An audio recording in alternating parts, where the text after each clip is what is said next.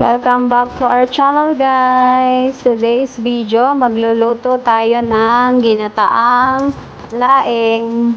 Nilagay ko na guys ang bawang, sibuyas, saka karneng baboy sa panlahok natin sa ginataang laing. Nilagay ko na ang ating gata, saka ang luya.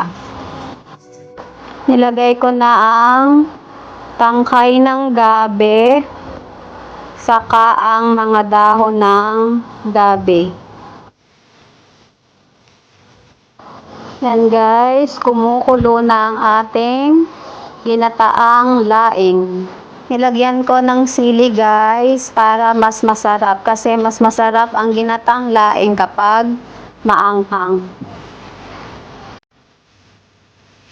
Luto na guys ang ating ginataang laing. Amoy pa lang, ang sarap na. Dinamihan namin guys ang luto ng ginataang laing para yung matitira is pambenta namin. O diba, dagdag income. Thank you for watching guys.